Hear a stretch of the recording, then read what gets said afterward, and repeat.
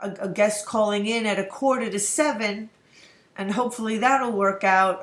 But for now, I wanted to play an interview from people were protesting Donald Trump in front of the Plaza Hotel this last week, and Michael Morrill, executive director of Keystone Progress, is in this short interview for about 3 minutes.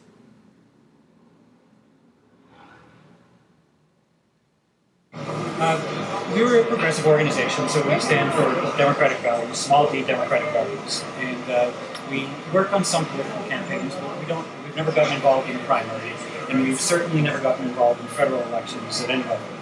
But something happened this week which was so beyond the pale that we decided we had to get involved, and that was the outrageous and unconstitutional, bigoted statements by Mr. Trump proposing banning Muslims from immigrating to the United States or entering the United States. We thought that was just so un-American and so destructive to our nation and to Pennsylvania that we had to speak out. So we put an online petition asking the Pennsylvania Republican Party to disinvite Donald Trump from being their keynote speaker. It's important to note that this is the only person that they've asked to speak. This isn't like they've invited all the presidential candidates and he was just one of them, which would have been bad enough. They specifically chose this man out of all of the Republicans in the nation to represent their values and their views, to be their keynote speaker, to raise hundreds of thousands of dollars. So when we saw that was happening, I worked with the Republicans. We disagree on a lot of things in Pennsylvania. Mike has worked with Republicans as his organization that he just retired from has endorsed a lot of Republicans, so it's not as if we were entirely partisan. But we're clearly progressive. But in this case, it was so beyond the pale. We thought we would ask the Republicans online. We knew we could generate thousands of signatures. So we did an online petition. We generated over 10,000 signatures. We thought that might do something.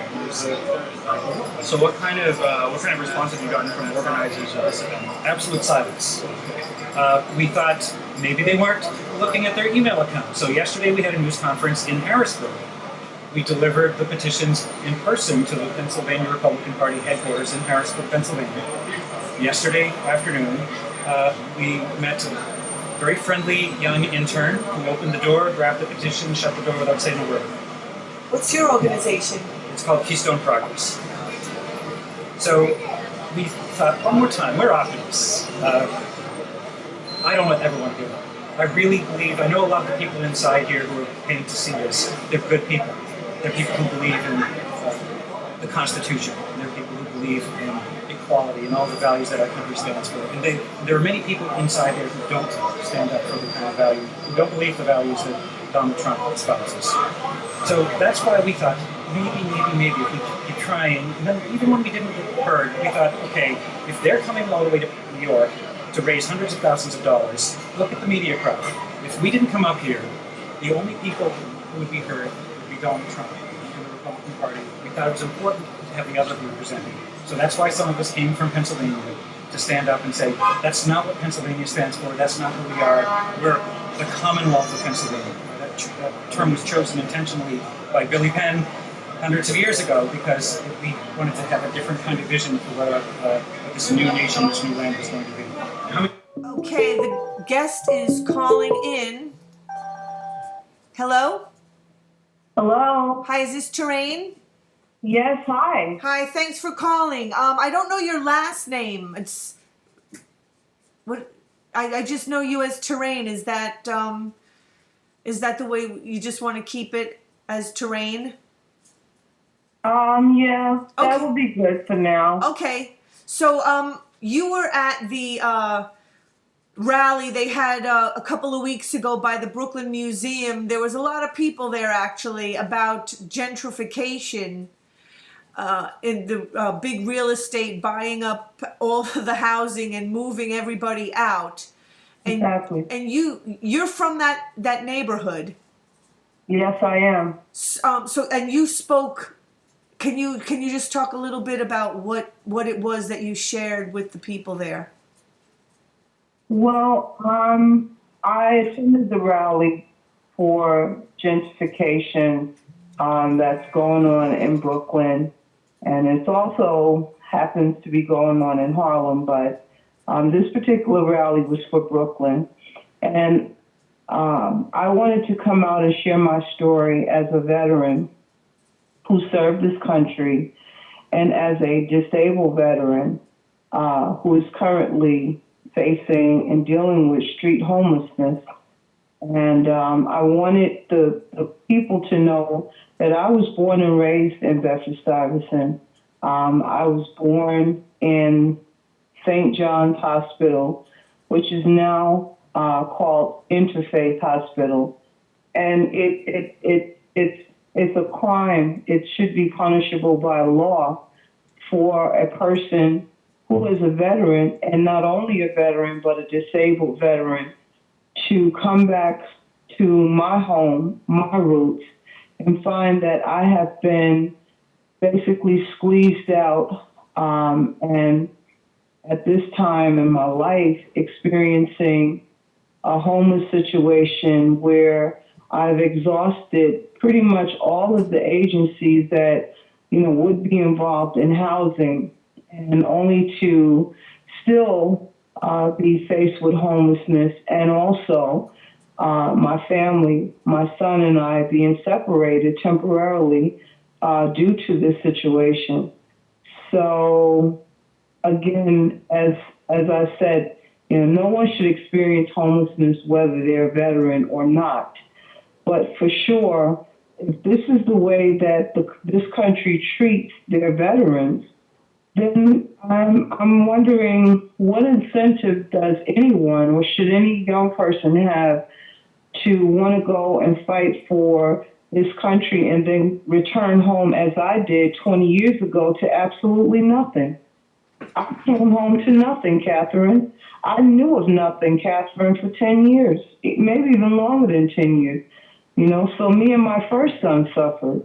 And that's when the cycle began. And, the story gets a lot more intricate than what I'm able to share in 15 minutes. But I want to say to you that I thank you for inviting me on your show. I really appreciate the opportunity to, express what myself and probably thousands of other veterans are going through in this country. And if any of your listeners want to reach out to me with advice, referrals, they may know of an apartment, I would be glad to, leave some contact information. Can you talk about what your time in the military was like? Well, I spent 4 years in the military. I was a 95 Bravo. So what that is a cook. I was the person who, got up 4 o'clock I had to be to work at 4 o'clock in the morning. So I actually got up a little earlier and prepared the meals for the soldiers. And that was my job.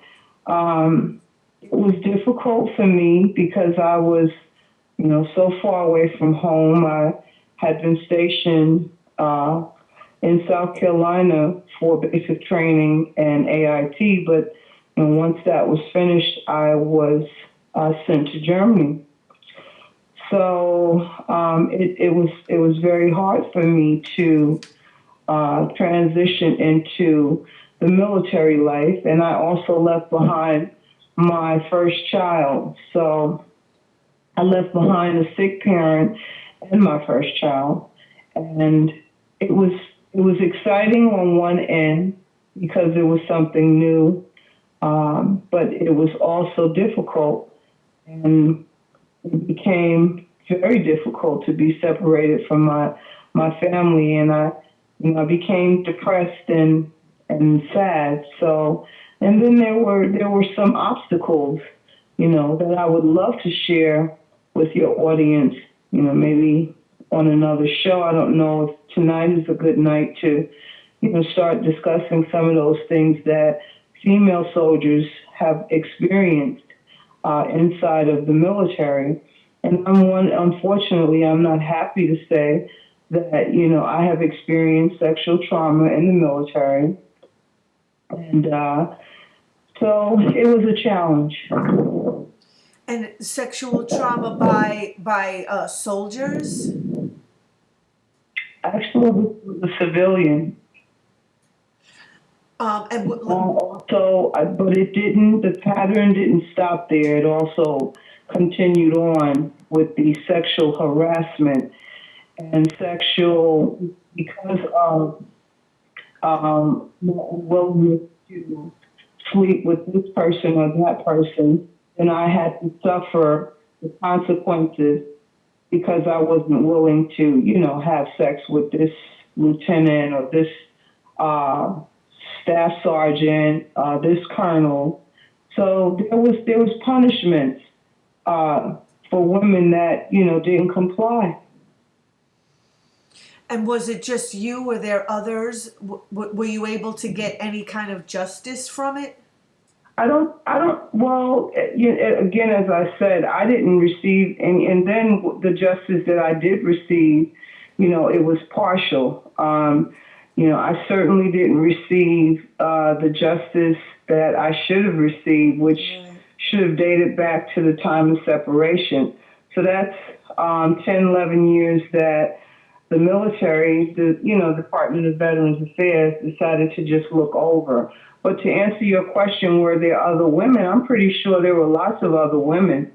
But these were things, and we're not talking that long ago, but these were things that, women just didn't discuss. And you certainly, didn't open up Pandora's box like that, and being in another country so far away from the United States. So, I did because that's just, my style and, how I am, tough as nails, Brooklyn girl. I never back down from a challenge, Catherine. Yeah. So, you know what I'm saying? I did. I opened my mouth and I sat down and I wrote what the EEOC told me to write. But it's funny how the things that I wrote up, and literally wrote up several pages, those documents disappeared from my files and I never saw them again. There is so much corruption. You heard about this recent, I forget what city, I don't know if it was Chicago police, Holtzclaw, the guy's name is, who over years has been the police, the cop who is raping several African American women, and his colleagues knew, and it got brushed over, and it's just there is a lot of corruption because people want to keep things hidden. They want to just keep things going. Exactly. They're afraid. And I'm going to tell you, Catherine, this is a very good conversation that we're having because, I want your audience to know what that looked like, as I said proudly, and I am very proud of being a tough as nails Brooklyn girl. But I want your audience to know what that meant by being courageous and standing up and taking a stand. Because for me, it meant suffering beyond imagination for me and my children. And we're still suffering today. How would people get in touch with you? Well, I would say that the best way is via email. They can call me. I can give out my phone number. I don't have a problem with that. So, if you want to give it out, go ahead. Well, my number is 347-357-3990. Anyone that would like to reach out to me, it would be nice if perhaps you could leave, if I'm busy, leave your name and where you got my number from, and or you can text me. I definitely accept text. But if you're into emails, I certainly love those. And you can email me at terrainwriter@gmail.com. That's terrain, T Tango, E Edward, R Robert, A Alpha, I Indigo, N Nancy, E Edward, writer, W Water, R Robert, I Indigo, T Tango, E Edward, R Robert @gmail.com. So there you have it. Okay, I'm writing it down as you were saying it, and I'm just gonna go over it again. So it's terrain, T like Tom, Edward, Robert, Apple, Indigo, Nancy, Edward. And then did you say W? Yes, ma'am. And then Robert, Indigo, David, Edward, Robert? Writer, Writer, writer. Okay, Wrider. Writer, Oh, like a T. writer, Oh, a person who writes. I got it. Yeah. And then that's at where? At gmail.com. Gmail. Okay, I think we got it. Okay, great. So I want to thank you. I know we only had a short amount of time. So I wish you all the best. Thank you, Kat. And again, thank you for attempting to serve your country. Well, I did serve. It may not have been what anyone would look upon as the best service, or, it may have not met their expectations. You probably served more just by being a cook than you possibly know, because I won't get into like this other subject because we don't really have the time, but I wish you all the best, and I hope to have you back on again. Well, you can email me anytime, Catherine. Let me know. Thank you, Terrain. Thank you, Catherine. Okay, good night. Bye. Night. Hello? Hi, Jamanie. Yes. Hi, thank you for joining me on Organic News on Awake Radio. The first hour was a little bit hairy because my first guest wasn't able to make it, so I had to kind of come up with some plan Bs. But I'm glad that you're here and I'm back on schedule. Definitely, I'm glad to be here. So you are Jamanie Montague. You're a student at Emory University and associate with the group RootsAction.org, which organized a petition, Rahm Emanuel should resign now, which has gotten 15,000 signatures and states that Chicago Mayor Rahm Emanuel oversaw the withholding from public view for more than a year of a video of a police murder of a teenager. The police officer who shot 17-year-old Laquan McDonald 16 times, continued to shoot his motionless body on the ground, has now been indicted for first-degree murder. The video was kept secret for 13 months, emphasis in original, during which time Emanuel never corrected the blatant lies by the Chicago Police Department that maintained the victim had lunged at the police with a knife just before he was shot, and the video shows this to have been a complete fabrication. A mayor willing to cover for a murder of his constituent is no mayor at all. So talk about... Thank you very much for having me. Yeah, go ahead. Talk about your petition. Yeah, definitely. So the petition is to get Rahm Emanuel to resign office as mayor. It's no reason why the public wasn't made aware of the existence of this video.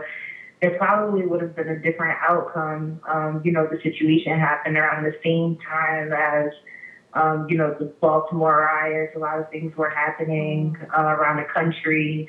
Tamir Rice, Mike Brown verdict that came out, recently. There were protests all around the country. And this, I would argue, is one of the most gruesome murders that has happened thus far.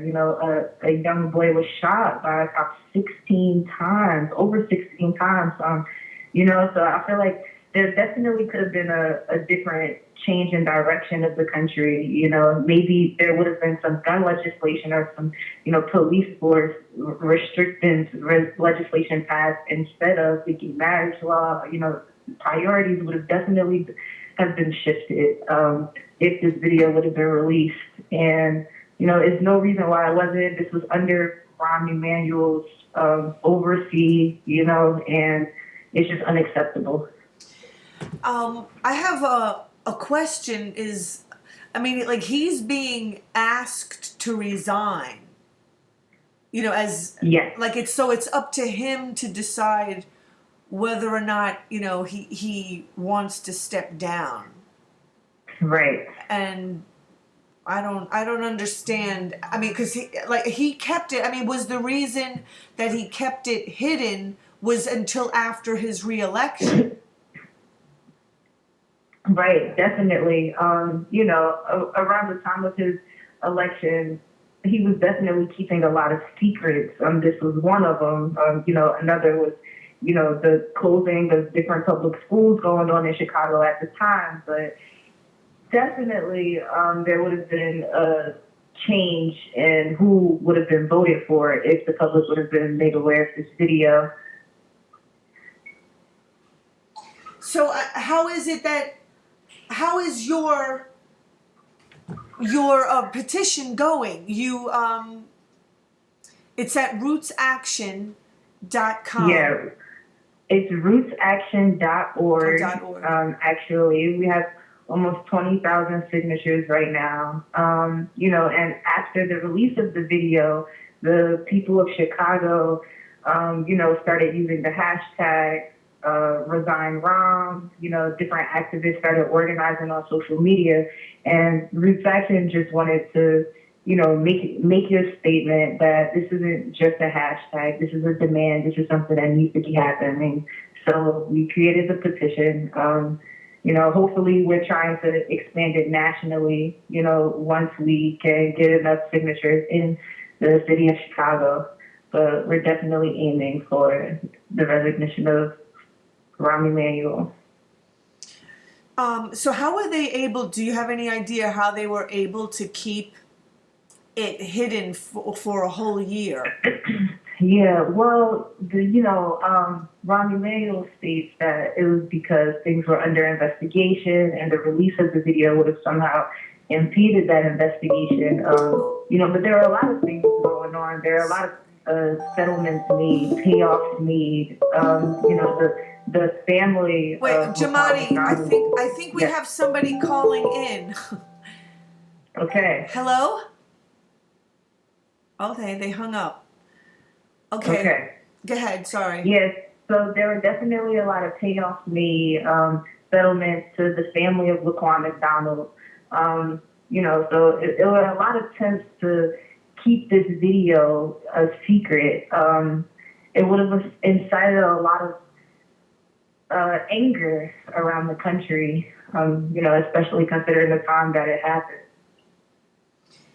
And how did it end up coming out? Do you know? Yeah, well, actually, the manager of Burger King, is that someone calling in again?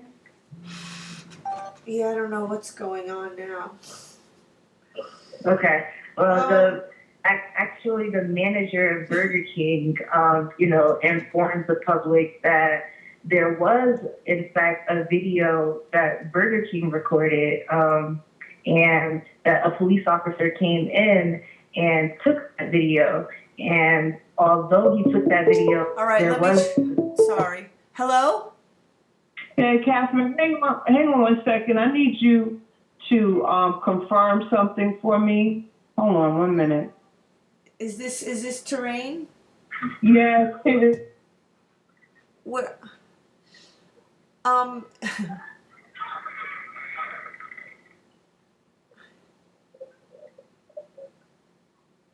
Did you have something to say about Rahm Emanuel?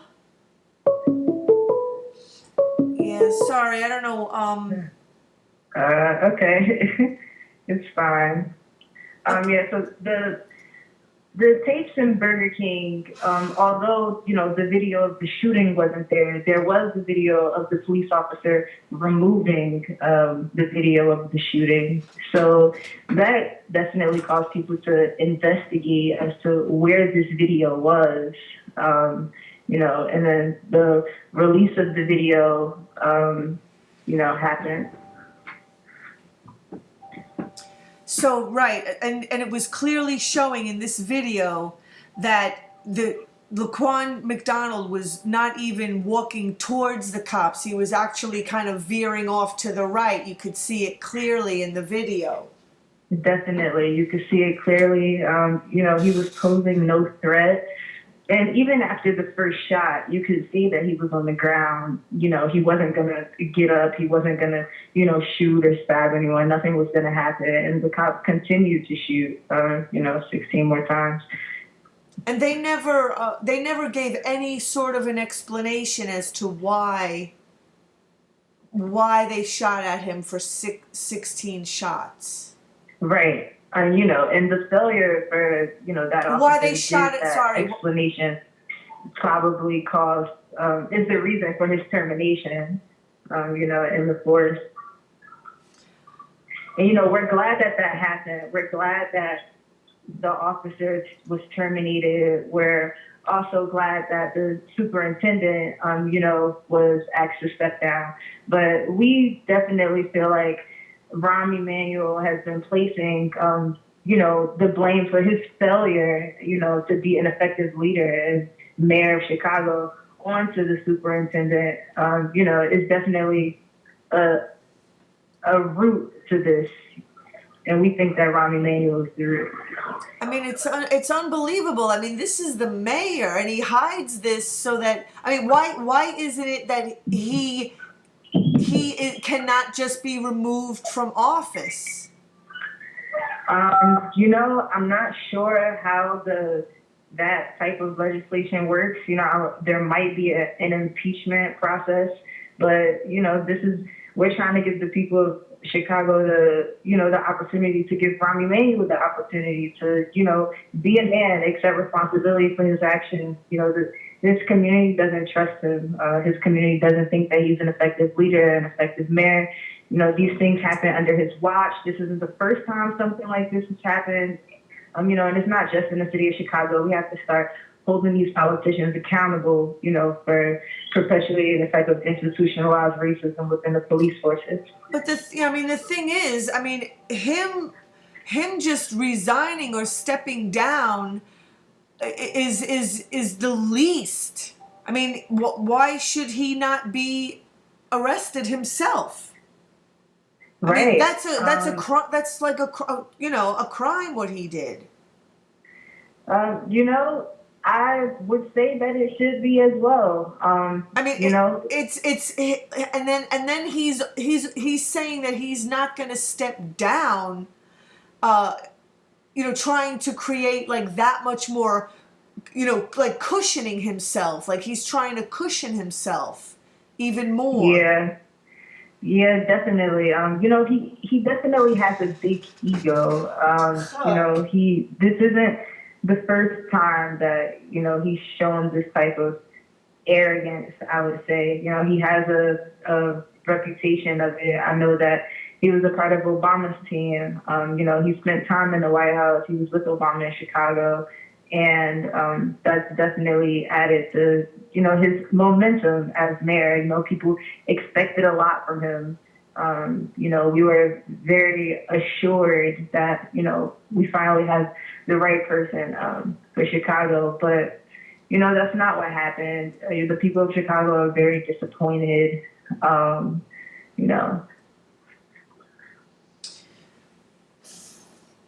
And so how many more signatures do you need for your petition, and how is it getting circulated? Well, you could find the petition on our website at RootsAction.org. And, we're about 1,500 signatures away from 20,000, so almost there. So just definitely, for the people that are listening, go to our website, RootsAction.org. You could sign a petition. Okay, well, I want to thank you for being on, and I completely wish you luck because it's it's so easy for those in power to, do what they do, but then it's so difficult for the people to hold them accountable. Like, it's so hard to hold these people to justice. I mean, it makes no sense the way the system Yeah. is set up, that something as criminal as what he did, and what the people have to do to get these people held accountable is like you got to move mountains. Yeah, it's crazy. But the system was designed by the people. It was designed by people who was for, who was designed to work for it. And the same way that kids are having these zero tolerance policies pushed onto them in schools, and being sent into Exactly. prison for petty crimes. These politicians are getting away with it and finding ways to evade the system, because it was created by them and for them. Exactly. And it's just a certain, I don't even want to call them laws, because they're not even laws. What your average person gets arrested for isn't even a law. Right. And like it's they're the ones actually who are the criminals and committing Right. like the real crimes. And then Right. and then they're hauling off whatever Freddie Gray and severing his spinal cord 80% for what? Right. I mean, Because they can. see, that's what because they know that the system will work out in their favor. Yeah, but we have to change that. I mean, we really have to change that. Definitely. So again, I want to Definitely. thank you for your time, and keep up your good work, and I hope we get him out. Yeah, I definitely appreciate it. And thank you for having me on the show. And remember to check out RootsAction.org. That's where you can find the petition for Rahm Emanuel to resign. Okay. Have a great holiday. All right, you too. Thank you, Jamanie Montague. Good night. So before I continue, I want to please encourage people to go to Awake Radio and the number 1 with no spaces on YouTube, and check out the podcast for this show, Organic News.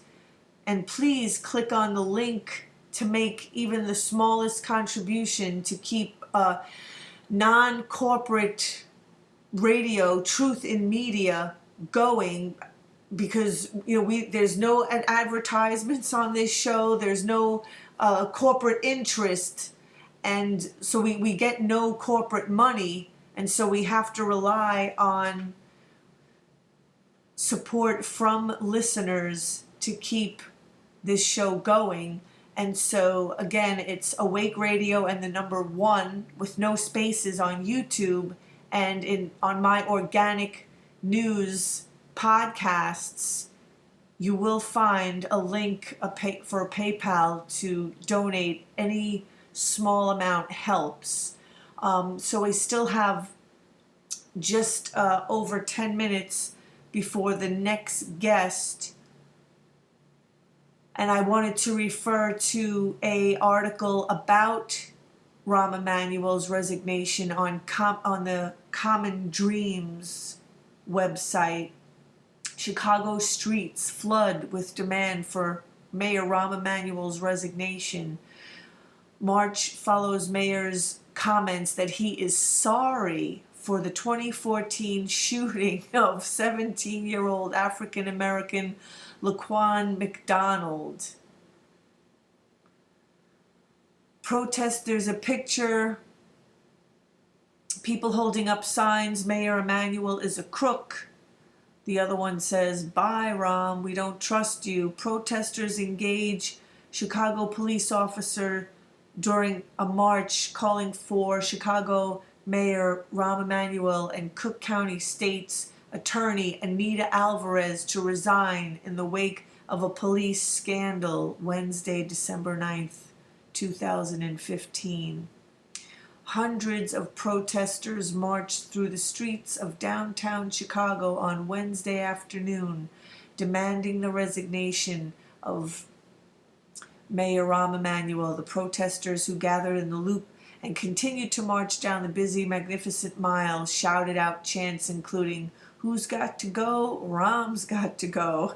No more killer cops." And how many shots? 16. Some held signs reading, "Resign, Rahm." And then there's a whole list of applicable tweets.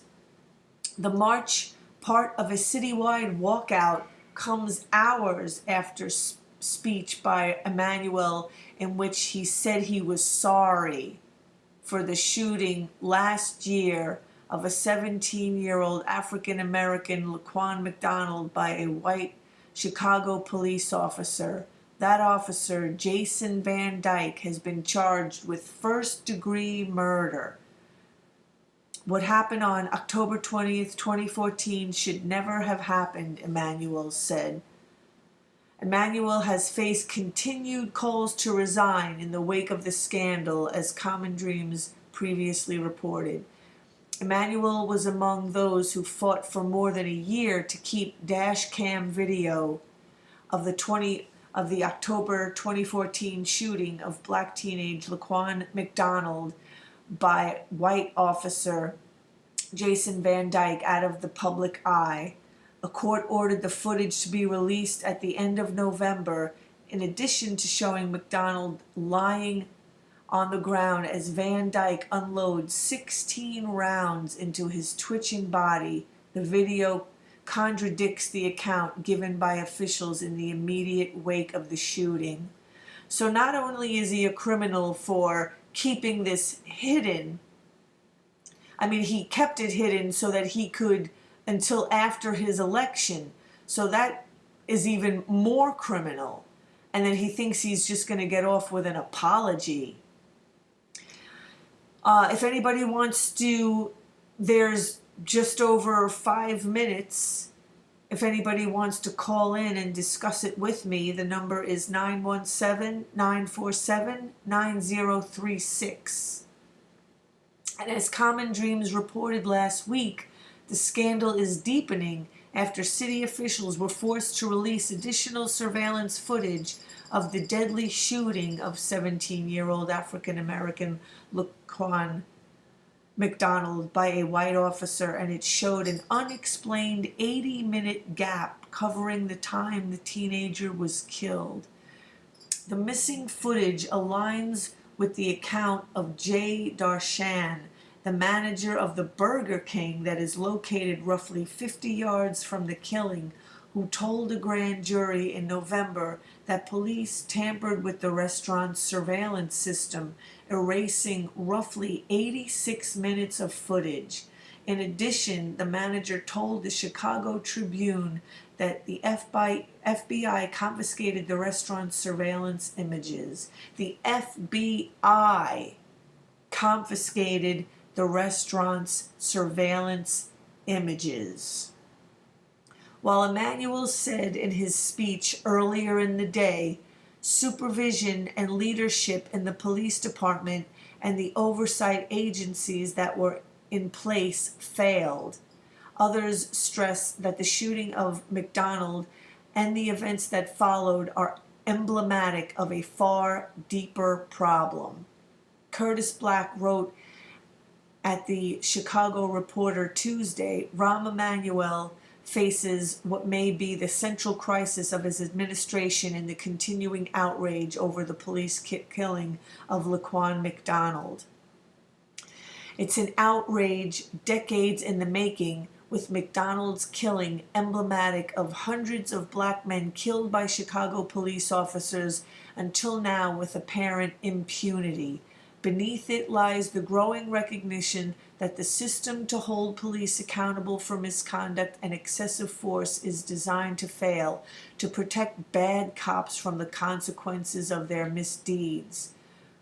If he aspires to lead us forward from his recent tragedy, Emanuel needs to acknowledge this tragic and ongoing history. He needs to acknowledge the history and continuing existence of racial injustice in the way we police communities in Chicago, Black wrote. Willie J.R. Fleming, with the anti-eviction campaign, echoed those points, telling NBC 5 Chicago, "It's bigger than the shooting of Laquan McDonald, the murder of Percy Coleman's son. It's bigger than Ronald Johnson. What it should be called," he added, "is a cultural corruption. It's the daily practice and procedures of the Chicago Police Department, the City Council of Chicago, and the Mayor's office."